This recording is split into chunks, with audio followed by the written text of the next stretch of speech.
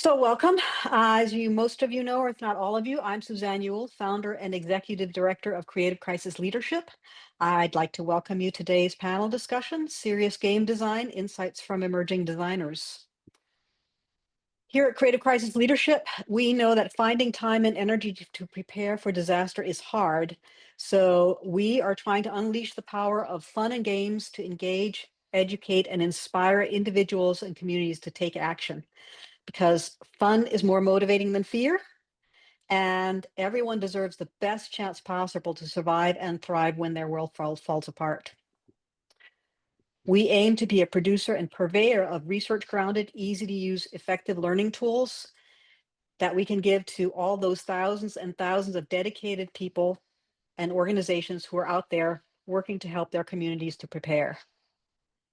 To keep ourselves inspired and educated, we hold these conceptoria where we bring together people for an hour to an hour and a half to exchange ideas and share insights and engage with people like yourselves, people who have the knowledge, skills, and experience needed to really produce and test effective learning tools. So today's panel, the purpose of today's panel was to learn how we have a design team that worked with us over the summer. We'd like to hear from them how we can better engage with game designers and how we can improve our design process. Today's format will be a panel discussion. We will aim for 30 minutes or so of back and forth questions with the panel. Erin Vanek, whom you see in the Hawaiian shirt and in the Hawaiian background, will be facilitating. I ask that you hold your any questions you have in the chat. Obviously, if you are confused about something, ask clarifying questions, but hold deeper questions for after the broader panel discussion. We're hoping to leave at least 25 minutes for that. We are planning to go with the panel discussion until 3 o'clock Pacific time. Then we'll do a formal wrap up, but then we have 30 minutes scheduled for any kind of conversation if the conversation wants to continue, and anyone who wants to stay longer. So before I turn it over to Erin, any questions? All right, enjoy. Thank you, Suzanne. Thank you so much for setting this up. I'm assuming everybody can hear me okay. If you want to give me a quick thumbs up, thank you very much. My name is Erin Vanek. I live in Los Angeles. I connected with Suzanne through live action role playing and work as an advisor and consultant for Creative Crisis Leadership. And I'm very, very interested in the use of games for education and training and simulations and things like that. And one of the things I did was a workshop on board game design. I teach board game design for the UCLA Game Club, and had a great time with that. And Suzanne approached me over email about doing getting some help on the game that she was designing, and I connected with 4 fellow Bruins, go Bruins, who are part of the UCLA Game Club. That I'd love to have you guys introduce yourselves and what you're doing, maybe what year you are, and things like that. So Sienna, I'll start with you. You're next on there. Thanks. Awesome. So I'm Sienna. Back when we started this, I think it was during my senior year of undergrad, but currently I am still continuing with UCLA, and I am a master's student in social welfare. Yeah. Thank you. Anuj, I'm just going across to Sounds my right. good. Hi, I'm Anuj. I'm actually an imposter. I'm from USC. I went there for my MS and CS game dev. I am currently working for a startup that works with theme parks, getting simulations going, but I'm also trying to set up some indie studios. And yeah, I graduated back in May of this year. Thank you. Alex? So, sorry to catch you in the cough. No worries. Yeah, so hello, my name is Alex. Unlike those other two, I actually do attend UCLA as an undergrad student. I'm currently a second year of studying applied math. And going back to what Aaron was saying before, so our UCLA game club, we're officially called ACM Studio. We're a club focused on all things game development, and I am an officer for that club. Thank you. Rahul? Hi, I'm Rahul. I'm a second year at UCLA as well, and I'm also an officer for ACM Studio, the game dev club here, and a computer science engineering major. Excellent. And Garrett? Hello, everyone. I am like to think of myself as Suzanne's right-hand man. We were colleagues a long time ago in user experience consulting over many years. And when I retired from that career, looking for a new career, she's like, well, I'm trying to do a startup. And here I am helping her out. And it's been very rewarding, very fun. And the team this summer were amazing. Their dedication over the summer break was fantastic. And their creativity, I'm really excited about what we have to show you today. Thanks, everyone. So we'll be getting into the game and exploration and the design of that. Suzanne, do you want to kind of explain the project itself in the game? Yeah, so the game we're going to talk about today is a game we've codenamed the Wildfire Cafe game. The first time we designed and played it, we actually played it in a cafe at a Kiwanis Club meeting. So that's the kind of setup it's targeted for: community workshops, people in a room. It's playing in groups of small groups of 4 to 6. So we had tested 3 earlier version in Napa. And let me share my picture, and you can see a few pictures here. I should have done that here, and you will have. Pretty photo. Okay, Yeah. so we shared. We seeing the picture of the people at the table? Because it's Yep, we're not seeing giving me the green outline. Okay, so we had tested 3 earlier versions of this game, and what we found was it sparked great conversations. You can see here is what the setup looked like. It sparked great conversations. People had a great time. They asked great questions. Unfortunately, it was so complicated they couldn't figure out how to actually play it. So we needed a concentrated focus on it. So we have limited resources, and we also want to engage with the game design community. I don't want you to be looking at my notes. I have a cheat sheet, of course, and enlist their expertise. So I reached out to Aaron, and he got us in touch with these lovely people you're going to be talking to. And the challenge they were given was they could completely change the game if they wanted. They didn't have to use the cards and the boards and such. Let me admit, Louise. They could change the game. They didn't have to stick with the original design if they found that was the best thing to do. But whatever they came up with had to meet several constraints. First, they were given a set of learning objectives that the game had to convey, all having to do around wildfire. Second, it had to be very easy to set up and learn and start playing. This is intended to be a very quick, you're in a community workshop, you want to get people right into it.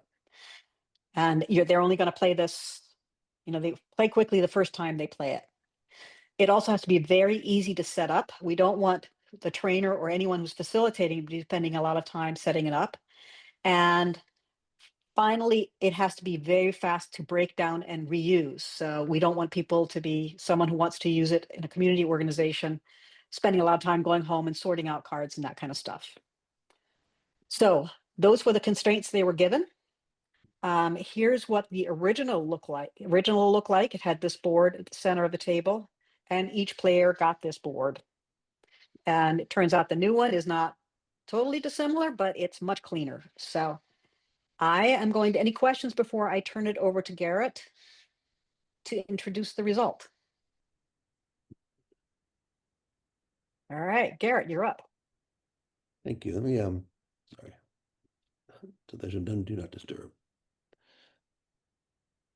There we go. Okay. So thanks all for being here. So as Suzanne said, we're creating this game to have people play together to experience a wildfire. And specifically, the game we're presenting to you now is the first of what we hope will be several games, several modules, we call them. This one being the evacuation module. So it's that part of the life cycle of a wildfire where the fire is coming, people are threatened, they've got to get out. And they might want to do things before they leave. And their consequences, what their actions are. And there's an urgency. And that's what we're delivering in this game, in this particular module. We are pursuing learning objectives such as safety first, early evacuation, being informed ahead of time, having alerts, touching on other things that are important to all of our knowledge, such as home hardening, zones of clearance, neighborhood fuel reduction, how those things might affect their ability to get out in time and quickly and safely. And as we're saying, there are other modules we're planning, like, for example, a return module. What happens after the evacuation orders are lifted? You go home, you see a damaged neighborhood, maybe a damaged home.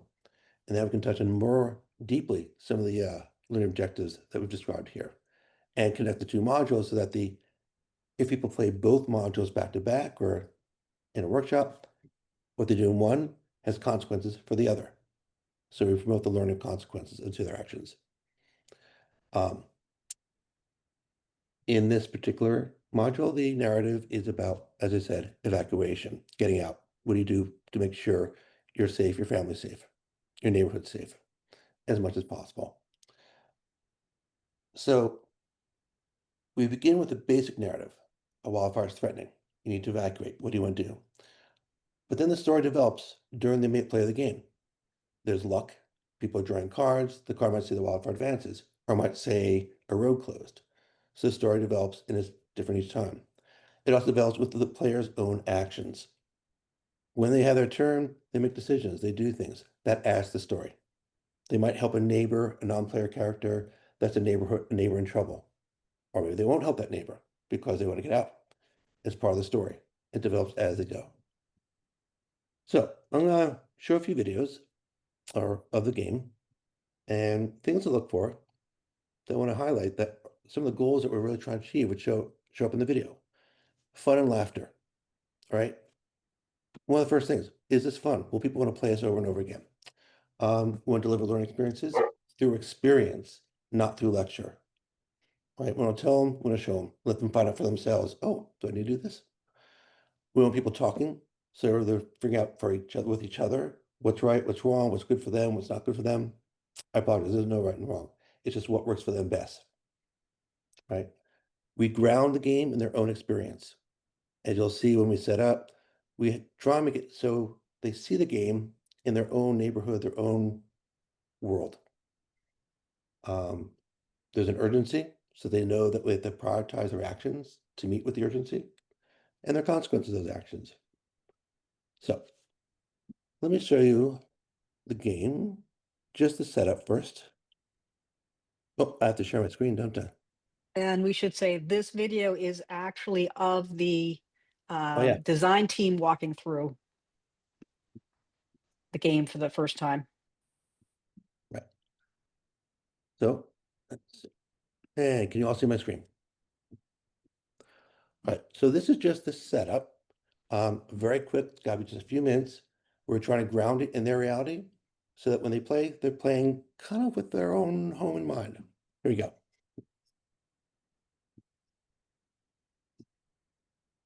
There we go, screen. How many adults or teens in your household? 4. All right, quick pause. Do you have someone who's... Sorry, I did the wrong pause. Sorry, I just want to make it clear. We're playing virtually, so we're all in different locations. So we're pretending we're all at one table, and I'm kind of filling everything in for everyone else. Checked. What? Yeah, first 2 check boxes are checked. Okay. All right, so that means you have... So that's me talking to player 1, who's sitting right here with us. And Sienna is telling me about her household. How many people in the household, how many people are capable of doing things. So we're trying to figure out how big the household is, how many people are available to take action in reaction to the threatening wildfire. That's 1 is 3. So you are medium. So do you have bushes in 5 feet of your home? So it's a medium-sized family. Something else. We try not to use the word house. So it's a little bit of a design session. We say home, because some people have a condo, some people have apartments. Mhm. Some people might live in lean-tos or yurts. All right, so, sorry, bushes within 5 feet, within trees? Yeah, I think I only checked off that one. The other two are fine. We don't have. Okay. So the first question was about our household. How many people? Is there anyone with special needs? The second question is kind of touching on home safety, home hardening. We're asking them things like, have they cleared the gutters recently? Is there a lot of vegetation around the home? Obviously, it's not a complete list of all the things that are involved, but we're just getting people to think, oh, these things affect my safety and the home safety. So you checked off 1. Safest, okay, and 3. So we give you have a 3, you have house safety of, oh, right, good house safety, and everyone goes 3. Yep. So we did a little assessment for Sienna. Everyone does their own separately. They're very simple questions. And just get the sense of when they play a game, what's their situation in playing the game? Hey. Good.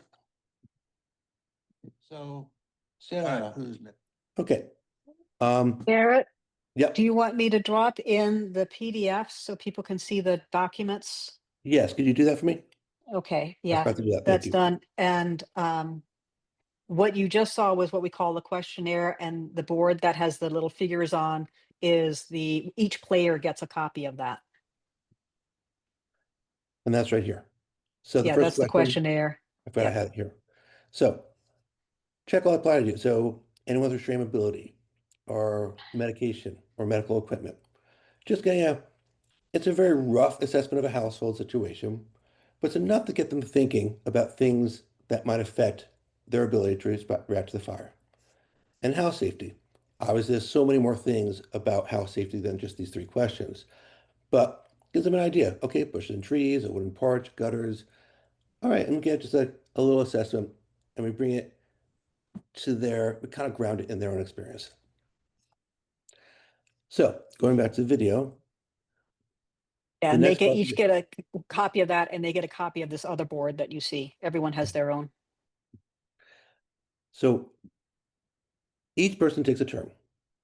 In the turn, they pick up a story card, which is in these boxes here. And these are little injects. They could add to the story, just environmentally, ash is falling. They can introduce a non-player character. There's a neighbor in trouble, neighbor, the car's out of gas, or neighbor wants to clear the roof, doesn't have a ladder, things like this. And then the players can choose to help that neighbor or not, right? And there are other, let's see, the story cards might also inject things that affect them. Like there's one that will say, "Oh, in all the hustle, you tripped, you sprained your ankle, and now you can't move too much." And we say, "Okay, that affects your mobility, so you can't do as much each turn." So again, the story develops with the cards, and they're also an opportunity to teach and provide some learning objectives. So a player gets a card, they react to it, then they decide, okay, what actions do I want to take this turn? Those actions are here. I'll show my screen.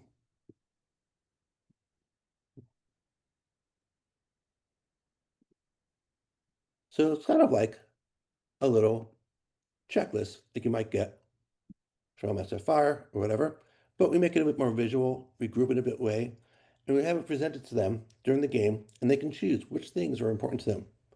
So in each turn, they can take as many checkboxes as they have pairs of hands. So if they have a big household, they can do a lot. If there's just one of them, they can do a little. And that's pretty much the game. They take turns doing this until the fire progresses, or until everyone evacuates. Let me, here we go. I think So you gave up an action, you have 2 more. Yes. Okay. I'm like getting a little scared of the fire because like Yeah, that's the thing too. Like, do you want to check off things or do you want to just I go want next to one? do nothing. But So there's a sense of urgency. Do more things or get out or go. Because one action is always go and leave and evacuate. I want to check off things. You have 2 more turns, I think, right? Yeah. Or actions. Well, I definitely want. Hold on. Okay. I need a safe route, right? For like to go, or do I not need a safe route? You need that, yeah. There's group conversation and someone realizing for themselves the importance of safety of safe routes. It's an action there, but she's realizing as she goes, oh, maybe that's important, maybe it's not. And they can test it. Okay, well, I'll check off safe route and then maybe. Ooh, oh my God, there's so many things I should do. But wallets and documents, I think. Oh, absolutely. I'm not communicating anything. Nobody will know my whereabouts. I'm realizing maybe Yeah. I shouldn't have called my colleagues. Yeah, you should know that's. Fire's happening. Hey, bro, what's up? We got this fire going on. It's so chill. Hey, I don't think I can come into work today. I'm sorry. So notice the laughter, they're having fun, and they're also learning at the same time. Oh, I checked with call colleagues, and maybe that was not as important. Yeah, that's not. So no, because you know how we were just like, oh, immediately getting wildfire advances like kind of sucks. So maybe Alright. just like an exploding Your pigeon. position like throughout the deck. Yeah. Oh, This is kind of how I thought it was before, actually. actually, that makes I sense. think- too. Yeah. In the past, we've like basically thought, for the first card, that's their tough luck because it means the fire's coming quickly. That's true. Yeah. And when That's you think true. about the experience of people like at Paradise or in Santa Rosa, they were, a lot of people woke up to firefighters knocking on the door saying there's a fire, it's coming, get out, you have 5 minutes. And so if you get it right off the bat, okay, you're facing that scenario. Or So again, this is the story being developed as the game is played. Discussing what happens if you get that wildfire advances right away. It seems kind of unfair. The game is suddenly in urgency mode. But that is a real story. And that's sort of the discussion that was going on here. And each time you play the game, the urgency might be different. The story will be different. something like that. Is that news? All right. Oh, cool. Right. Group opportunity. Oh, thank God. Yes. Work together to be sure all propane tanks are safe. If you and 1 or more players choose to volunteer, then you each lose 1 action, and everyone may check off propane tank safe. Oh, I already have my Draw the checks. card. News, you Hey, want to do sorry, it? guys. I'm not. So the card says, if multiple people decide to do what the card says, which is group together, walk around the neighborhood, and remove propane tanks, then if just 2 people in the group do it, then everyone gets to check off that box for free. And they have to decide, do I want to do that? If I do, I lose an action. But if I do it, I'm helping everyone. So there's some groupthink there. The star is unfolding. You I'm do? also down to do it because if I don't do it, then we don't get to check, Alex and Rahul, do we join in? and it's pretty important. I I've done do it, not think I so can. I think I'm fine. Yeah. Alex, I swear to God. You No, can- okay. Like, you 2 already joined in. I don't need to. Yeah. You don't need too many cooks. Well, you need to like stay off that leg. But you all get propane tanks now? Yes. Propane. A little background, Rahul had picked a card before this in which he sprained his ankle. So they're all saying, okay, Rahul doesn't need to walk around the neighborhood. We'll do it for him. Again, it's encouraging people to think together, plan together. Propane. I'm quite liking this. I really I'm having fun. These really like the event game. cards are really goofy. But I like it. Anuj, I think your turn is over. Yep. Cool. Dun, ta-da. All fire advances. Oh my God. Emergency workers are We unable gotta to get contain it. the wildfire. On neighborhood board, move it forward. So We're at immediate evacuation. Rahul, what actions do you want to take? Oh my, okay. Wait, and I have 2 pairs of hands this turn. That's right. Okay, let me just get all people in. Okay, I guess I've packed, but I'm not putting my bags in the car. Or I might have 1 turn. I'll just do all people in the car and bags in the car, and then pray that I can actually just hit go, and it won't go 1 more space forward. All right, so packing a bag. Oh no, you said all people in the car and bags in the car. Wait, actually, I am kind of scared right now. Let me, instead of using bags in the car, just use go. All right, He's leaving. Okay. so I'm not gonna put the bags in the Wait, car.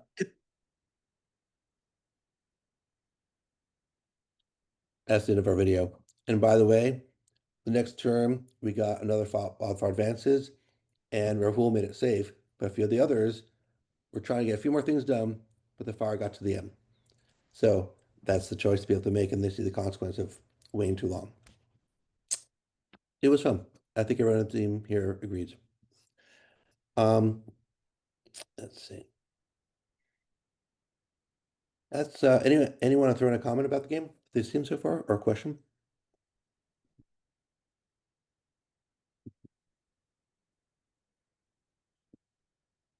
Okay. Yeah, I got one, Garrett, actually. Okay. What's the status now of the game? This is still is it still in revision? How close to final is it? It's still in revision. So the draft you saw there, that was pretty much the complete game in terms of its structure and how we're playing. We have to fill in some of the details. We're still developing some of the event cards, the neighborhood cards. Partially, we're revising our learning objectives, and that affects what cards we want to play. And of course, the final graphics, the final pieces, we're developing that right now. I would say we're actually we're doing some polishing and tweaking of some last things, and then we want to take it to friendlies testing. You know, people like you guys who are happy to test and won't dismiss its value because it's not a final game. And then we will start taking it out to test with some of our community partners. Yeah, sorry, I was just assuming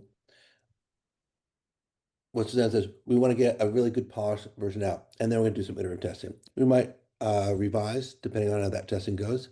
Right now, I'm feeling really positive about the way it is. So I have a question. Have you been working with community members as you develop the game? We have. So the first one we played that Suzanne showed you an image of, we went through 3 more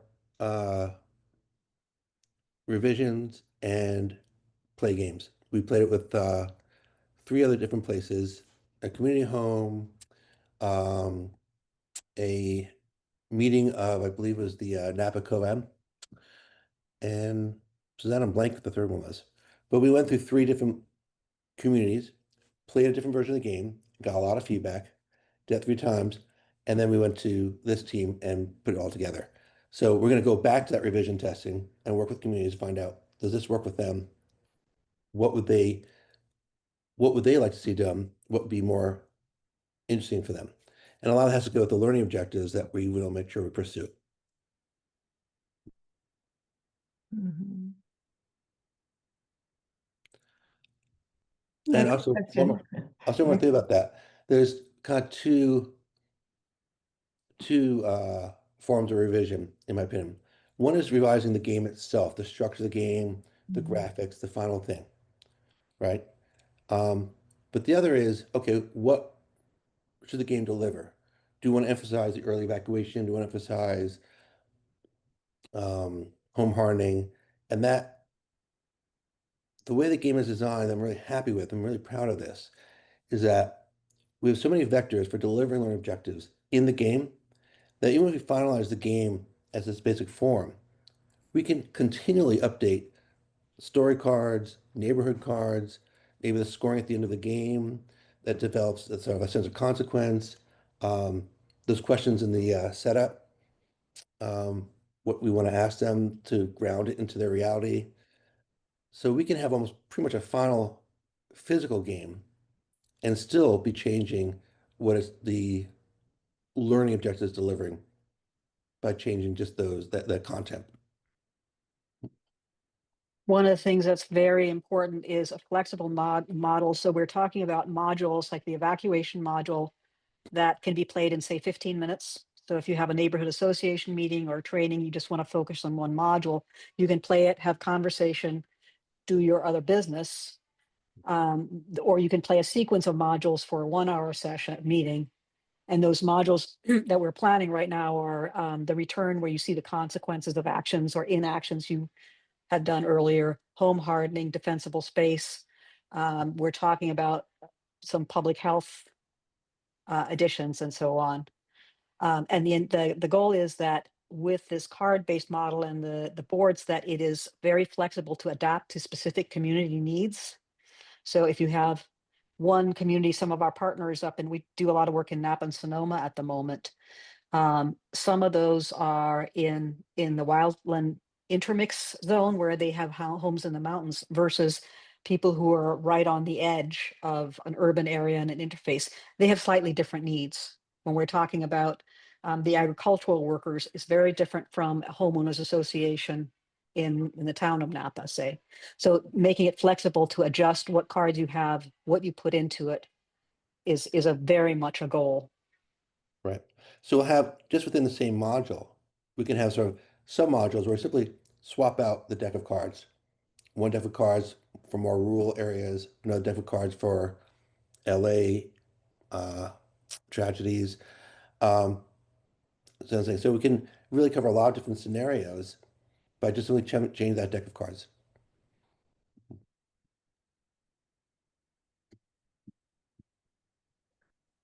Another question. Mhm. Approximately how many people would you anticipate playing the game?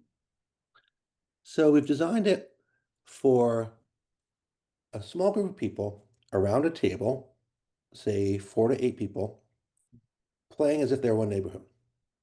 And for all we know, they will be all people from one neighborhood or people from different communities pretending to be a neighborhood.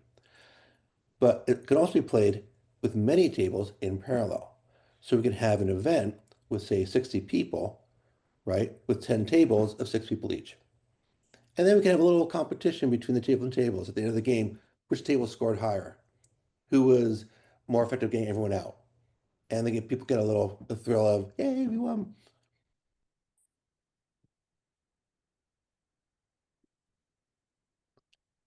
Interesting. Do we have other questions, or should we start talking to the design team about the process? Oh, I just wanted to add something. When we were talking about competitiveness, one thing that I don't think we've mentioned yet, is that at the end, there's a point system. So you get points for, like, who's alive, like, is are our houses like in bad condition, like that type of thing, where at the end you'll each table will get their own, like, group point, which I think is actually really fun, because at the end you'll be calculating and you're like, oh man, like we're subtracting so many points for this or that. But yeah, I just wanted to add that.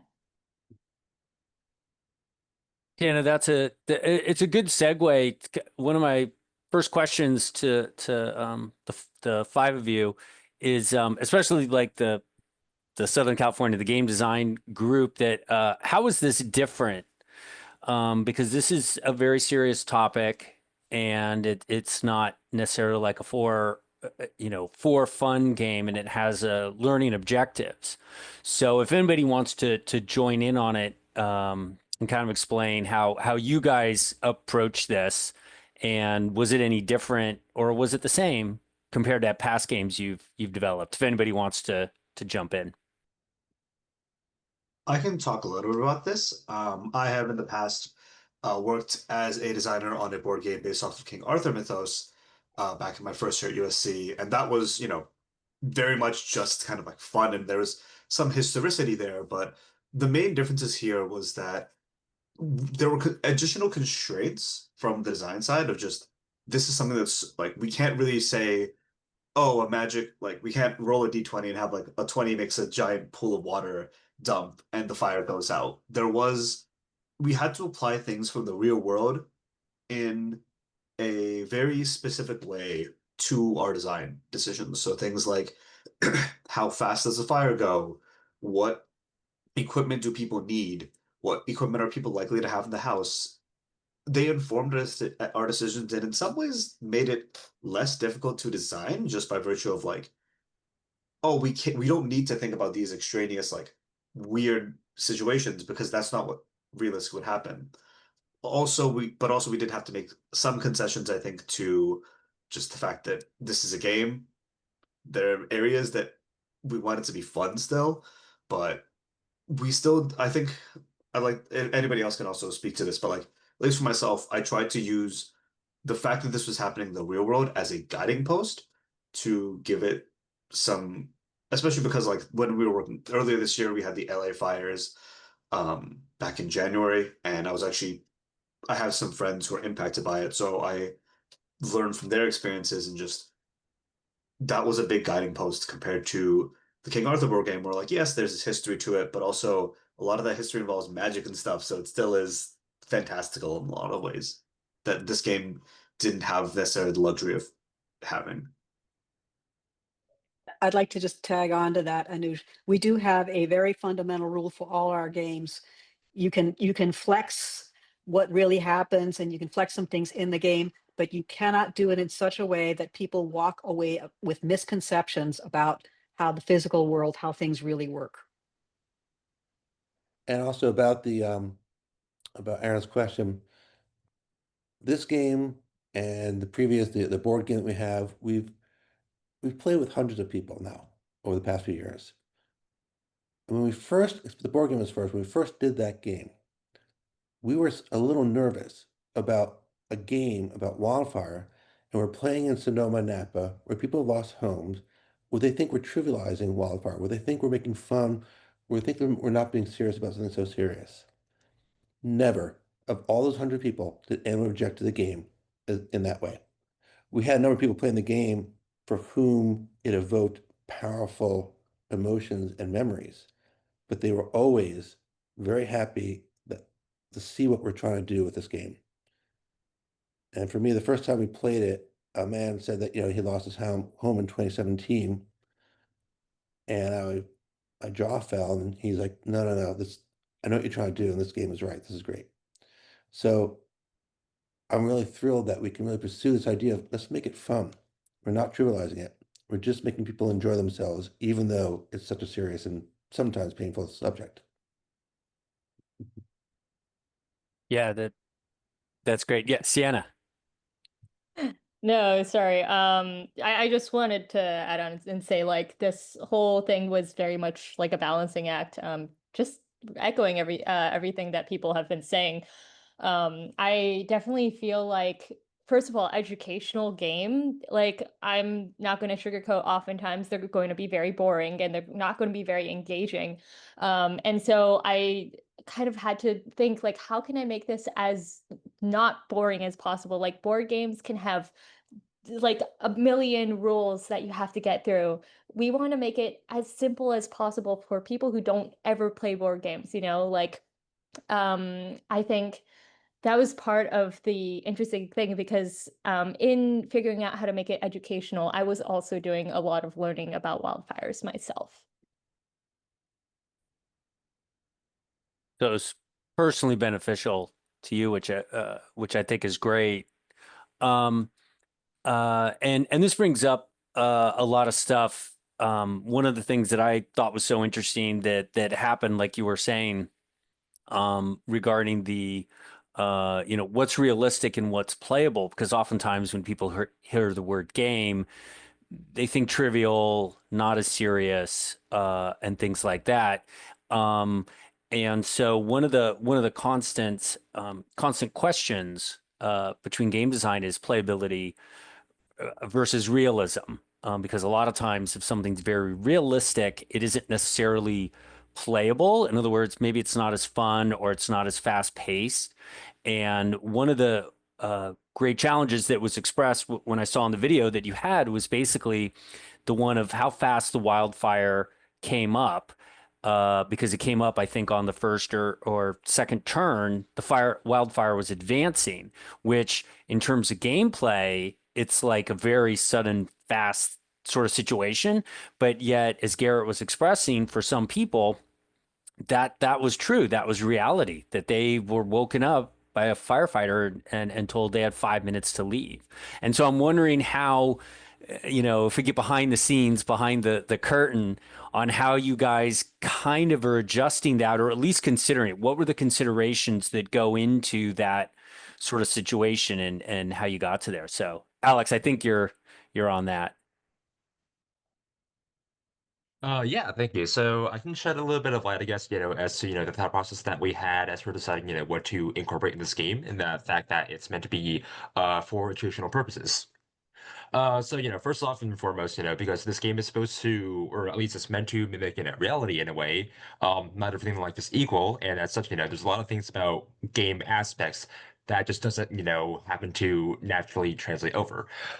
So as an example of some things that we had to do that are, I guess I would say non-conventional for games is the idea of, inequality in the sense that like for whatever you start out with, like for if you have kids, what kind of a home do you live in, any other extenuating circumstances like that, it dictates, how you're going to start off in this game. Now, typically for like a lot of board games, you would want to start off in an equal manner with everyone else or in order to ensure like a more like fair competition amongst the people. But on the other hand, though, similarly for our game does not involve competition because it's, it's not supposed to be like, who can escape the fastest. It's the idea that everyone should be able to escape if possible. So yeah, those kinds of ideas, they also get kind of factored in as well, I'd say. And yeah, anyone else want to add on? Or I also see that Ed also has a question too. Yeah. Yeah. So, a question, assuming people answer the questions honestly and openly and not trying to just simply, do the best, right? Is there any opportunity for them to find out what their score could have been had they had better luck, or if they'd had made better choices or done something early on to better prepare, what their potential score is. So they're simultaneously learning that, hey, if I better prepared, I would have gotten a better score and learn from that. Yeah. Do one of you guys want to take it on? Garrett, Anyone want to go? Yeah. Okay, go, Rahul. Yeah, I think one of the things about this game that's so good is that a lot of like these event cards and stuff like that, they like very clearly lay it out for you like, hey, here's like how many points you would get for doing this. Like you have all of the tasks that are like a checklist of, hey, here's what we need to do before leaving like laid out for you. So like as you see the game progress, it's like you understand that you have to like just make some decisions and like know that you're going to lose some points. But at the same time, because all of these like different actions are so clearly laid out for you, where it's like you can use your action to like help someone else out or like take this action that you still have to do, check off this task, stuff like that. You can see like, oh, maybe I would have had time to do this thing, or like, oh, I could have like afforded to just evacuate a turn earlier and avoid the fire and stuff like that. And yeah, we did definitely talk a lot about like how we could like handle the score throughout the different iterations of the game. For example, like we did once talk about like doing individual scores, for example, but decided to make it a communal score. That way it would like incentivize players just working together and helping each other out. So yeah, I think that's another big one where I think we laid out a bit in the rules, but in general, there's a lot of actions where, like, if you're doing a communal action that might help other people, that will also like contribute to your score greater. So that was one of those things that we really wanted to emphasize with the game, that like working with other people and helping them will be like overall beneficial. Thank you. I'll add to that. Something Rahul was referring to is at the end of the game, the scoring. We didn't go into that in detail when I showed you how the game worked, but many of those story cards on the back of the card has consequences that affect your score at the end of the game. So at the end of the game, they don't just say, okay, how many survived, how many neighbors have survived.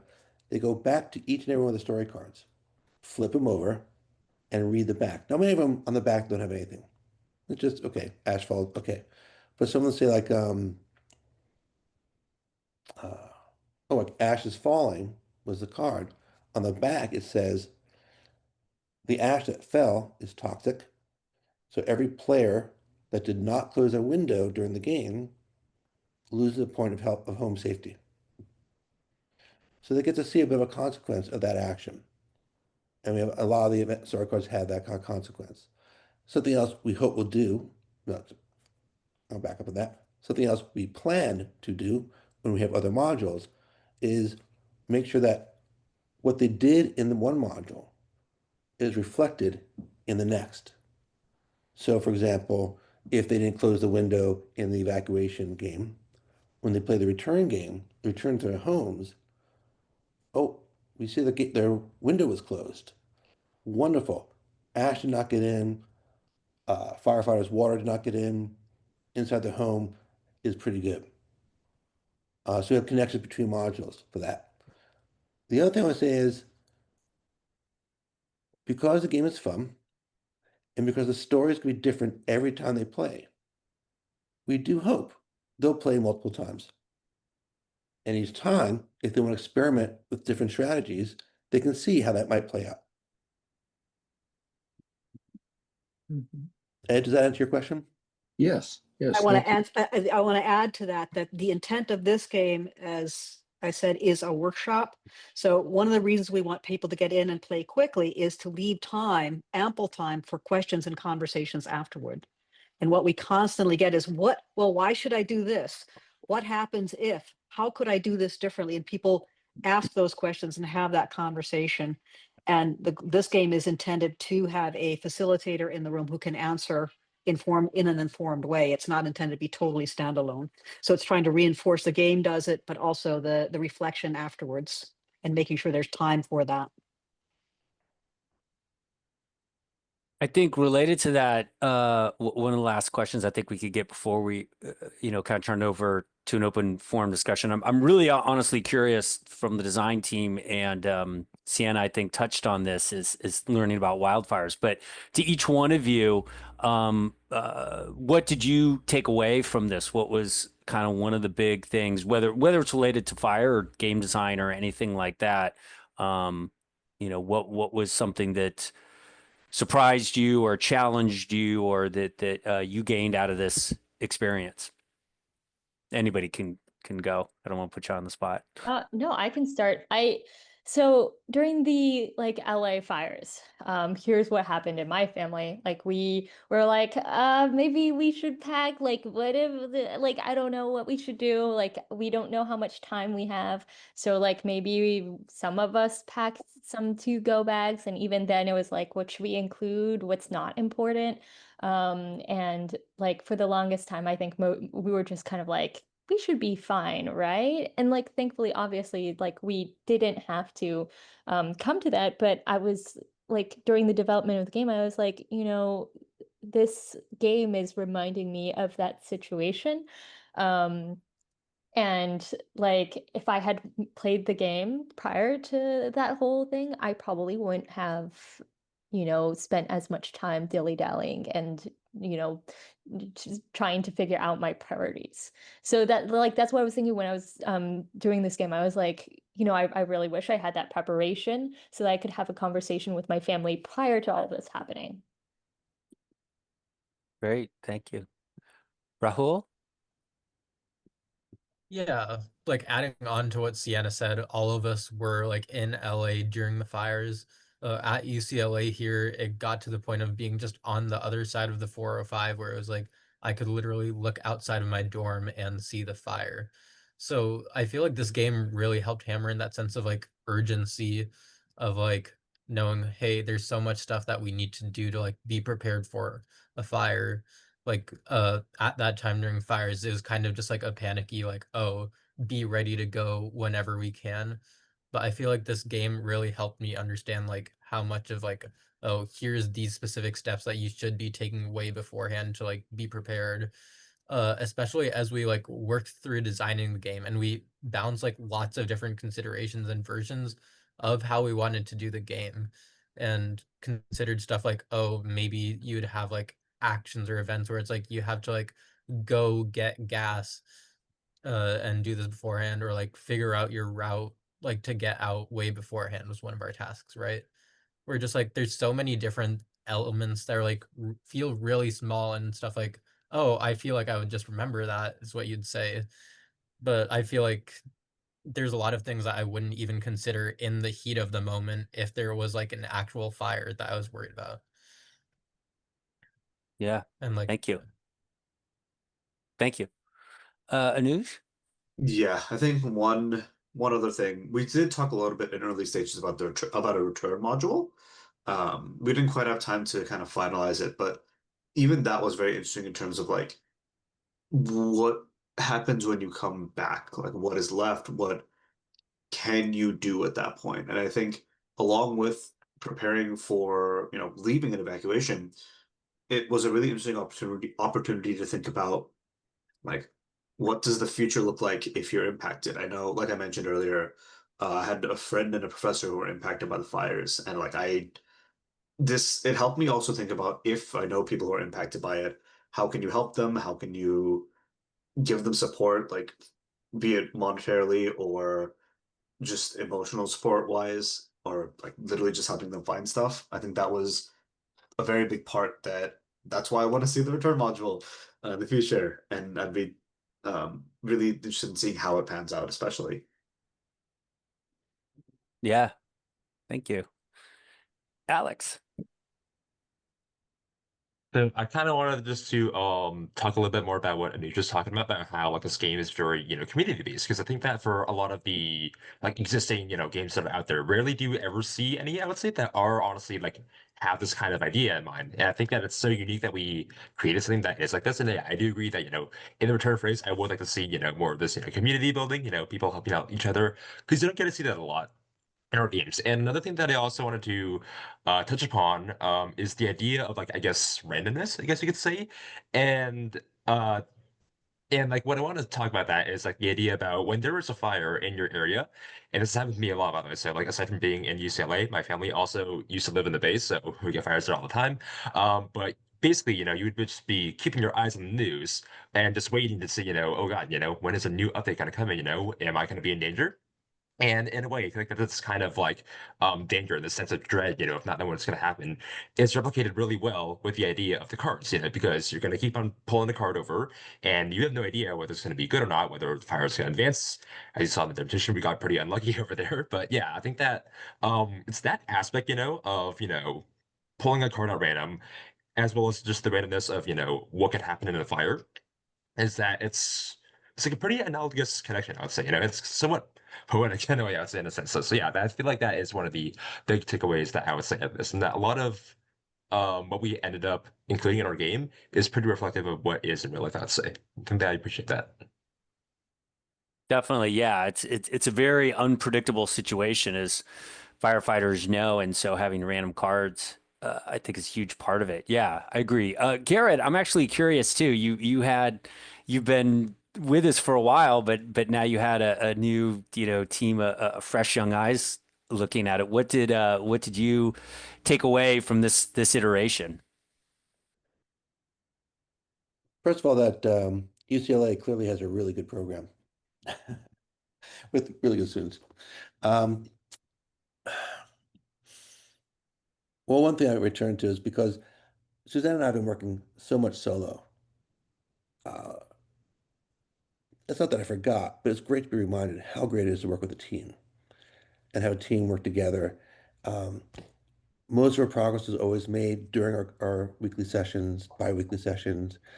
It was the conversation, the give and take that led to the great design decisions that led to this game.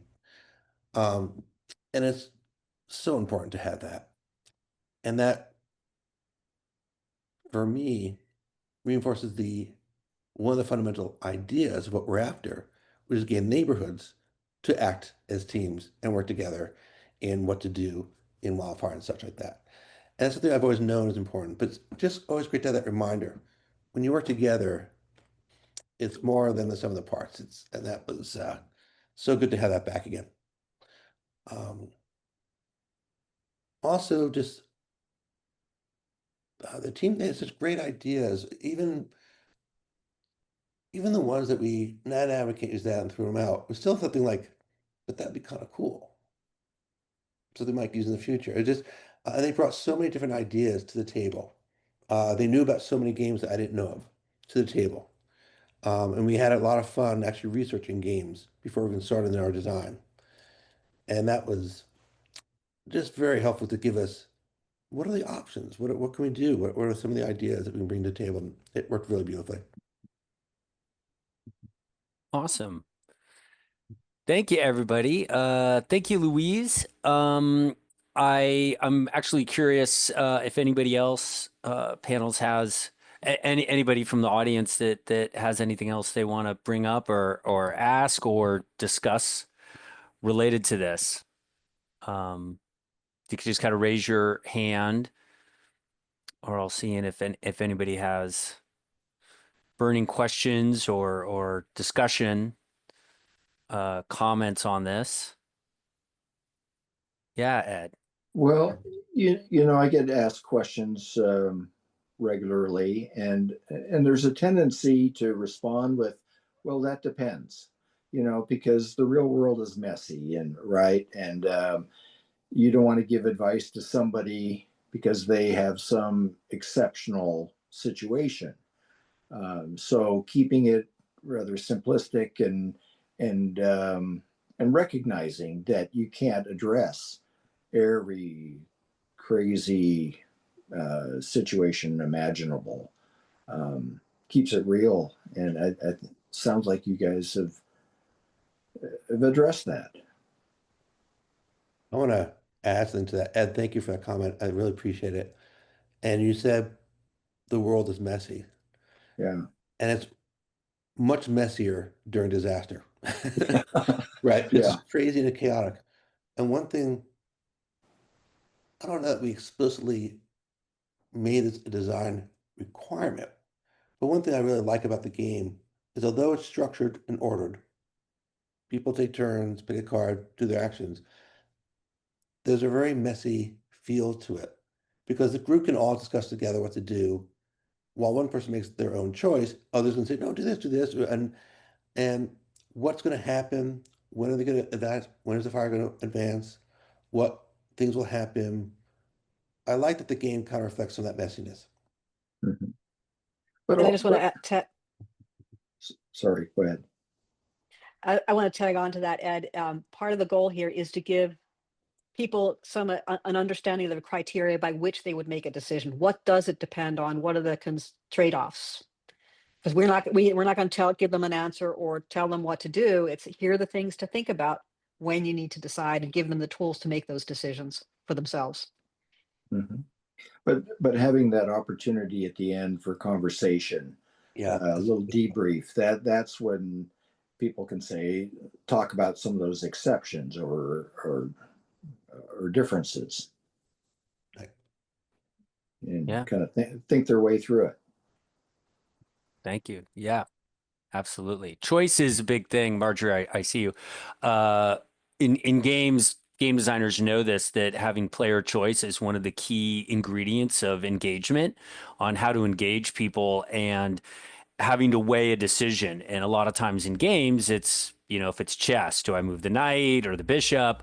In things like this, just listening to them on the walkthrough, it's like, well, do I pack more things or do I leave now? And there isn't necessarily a right or wrong. And what's very critical and crucial and informative about this is that you get to rehearse or exercise these sorts of choices and decisions in a safe space, right? Before it comes down to a very traumatic, imperative when there actually is a fire. It's very hard to make that informed decision. And so I think rehearsing and exercising this through a gameplay, I think, is super important. So it's great that you guys are doing that. Marjorie, sorry, we've been. It's fine. As you guys were saying a lot of good things. I was just wondering if you could come virtually and enjoy our Firewise leads meeting in January and do a little practice test and maybe join us for our annual barbecue event, Firewise barbecue event in the spring. I guess. Love to, especially Yeah, the barbecue absolutely. part. Yeah. And Suzanne, I think, and Suzanne, I think we met a few years ago at the Marin event. I'm the one that wrote the picture book on wildfires. Oh, okay, cool. Yep. Yeah. And hi, Ed. Yeah. Hi, Marjorie. Yeah. Yeah. No, absolutely. We have as I say, we're doing some polishing now and are starting to, when looking to take it out. It is as soon as we can get it out. Absolutely. And we definitely Marjorie's need. neighborhood would be a really good candidate because Okay. they've been doing a lot of communicating amongst themselves and activities. Mm-hmm. Yep. So absolutely. Drop me an email, Marjorie, and let's get some stuff on the calendar. Will you throw it in chat? So I know I have it. Sure. Or do I? Okay, Sure. thanks. Whatever's easiest for you. You have other questions or comments or something to discuss or go over? I'll throw in a What else? comment. Yeah, yeah. I was just telling Suzanne, I was reminded about this. A theater director often had a phrase about why do we love theater or movies, and he calls it an emotion workshop, a place for experience all the human emotions safely in the seats of our theater. And I always thought that was a brilliant way of looking at theater. I think we're doing that here. This is kind of a theater, interactive, fun game like theater. People can experience all the emotions of a wildfire in the comfort of their home. And by invoking the emotional response, that is what's really motivating to people. Intellectually, everyone knows we should prepare for wildfire, but it doesn't really motivate us because we have so many things in our lives.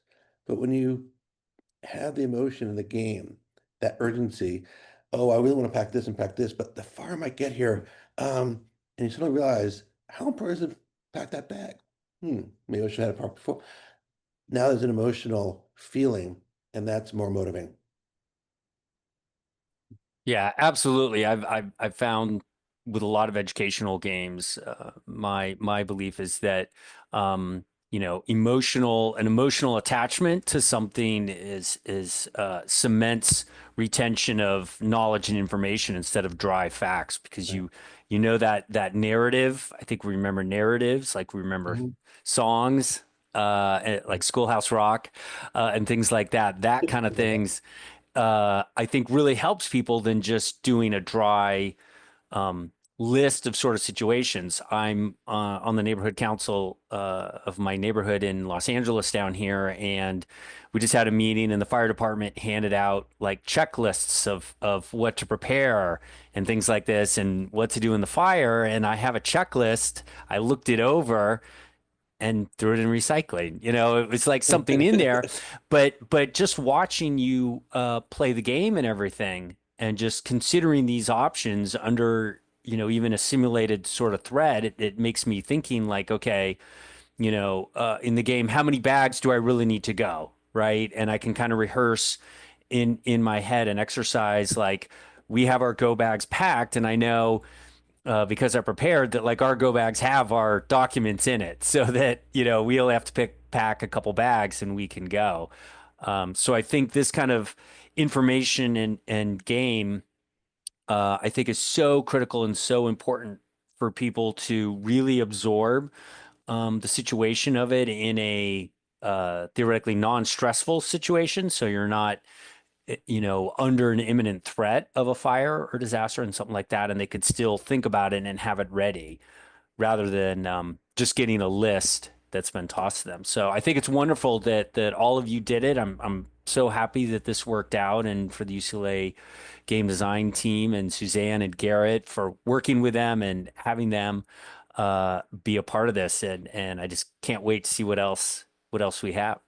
Do you have any other questions or comments? We do have a little extra time, or we could wrap it up. But is there anything else? Yeah, Ed. Go ahead, Ed. So just a thought or an idea. Like you, Bob. Next week, Tuesday, is the next monthly meeting of the Santa Clara Fire Safe Council. They often have guest speakers, and next week the speaker is a professor from San Jose State, who her and some of her students recently did an analysis of the data sets of people who have done defensible space and why. It gets a little bit into the sociology of it as well. Are people mitigating fire hazards? Are people mitigating well or poorly?